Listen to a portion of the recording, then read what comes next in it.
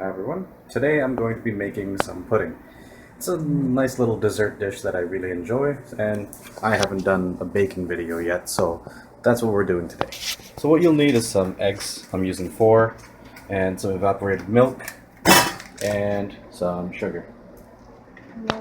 So what I'm going to first do is crack the eggs, and then I'll come back and I'll show you what to do next. So I've got my 4 eggs cracked. Next, what you want to do is you want to pour in your evaporated milk. As I said, I'm using 2 cans.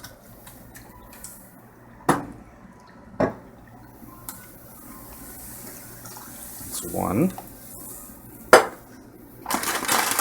Now I'm using 2 separate brands, as one of them is lighter or less thick. You could use the same, but I want it this way. They're about 345 or 54 milliliters each, so that's how much you want. So let's see, 350 plus 350, so yeah, about 700 or so milliliters of evaporated milk you want. Then what you want to do is you want to get some sugar in. How much are we using? Sugar taste. Up to taste? Okay, so if you like yours a bit more bitter, don't use too much. But if you like sweeter pudding, go ahead and use more. That's about 4 tablespoons. Yeah. So 4 tablespoons is the general amount that we use.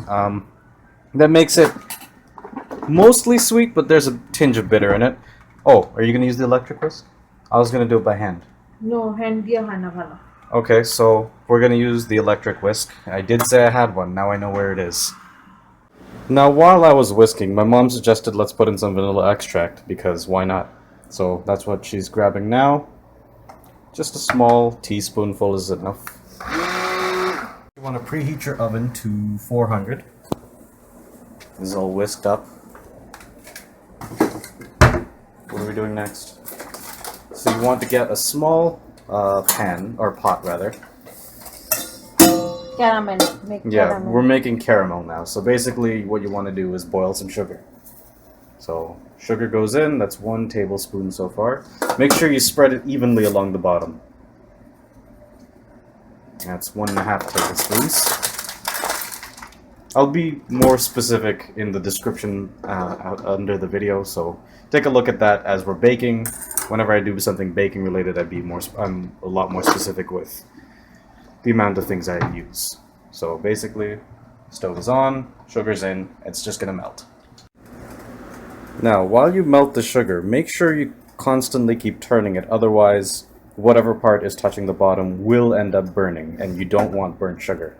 So what you have to do is do what my mom is doing right now, which is just giving it a quick turn and just moving it around so then all the sugar is melting properly.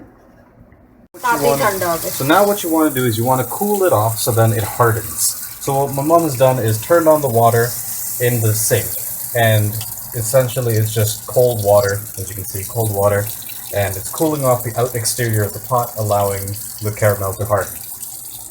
As you can see, it is now hardened and cooled off. So what next you have to do is pour in your mixture for the pudding, the custard, into your caramel.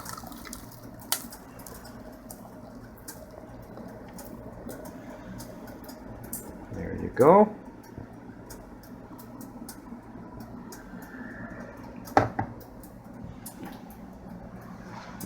So here's an interesting thing my mom just said. I didn't know you had to do this, but what she has is a cake tray underneath the pudding, and it's filled with a little bit of water. She says that if you just put the pudding in the oven without it, you end up getting something more like cake and less like pudding. It becomes too hard. You need steam.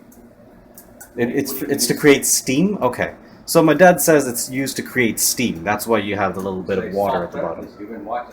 Yeah. So it's become moist and soft. So now the oven is open. I'm backing off because I'm not supposed to have my phone above it. But simply put it in, and how long do we leave it in for? 350 te diya rakhla. You turned it off. You turned it off. No. Power ko maisi de. Okay, so wait, what? It's for how long though? To dekhte hobe after 1 hour por check.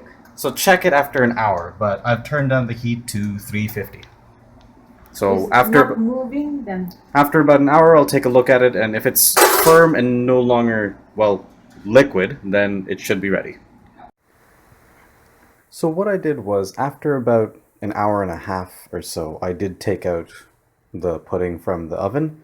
I skipped that because it's just me taking it out of the oven. But after you take it out of the oven, what you want to do is you want to put it in the fridge for at least an hour. I left it in overnight because I made it very late last night anyway. But after it firms up, it should look something like this. As you can see, it's all solid and good to go. Now I'm just going to cut it up now. There we go. That's not a straight cut, is it? Yeah, close enough. But I'm just going to get myself one small slice for now. There we go.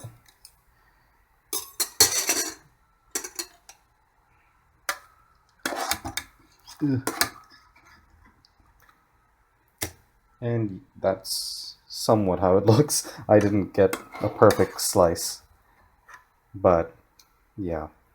So basically what it will look like is it'll have a little bit of the caramel on top, and the rest of it will be the pudding. Yeah, that's basically it. It's a very simple recipe. Very delicious. I'll have a bite to prove that. Should be delicious. Yeah, it is delicious. Basically, if you're a bit hungry or something, and you want something decent for dessert, I'd recommend making some pudding. It doesn't take too long. About 2 hours, you're good to go.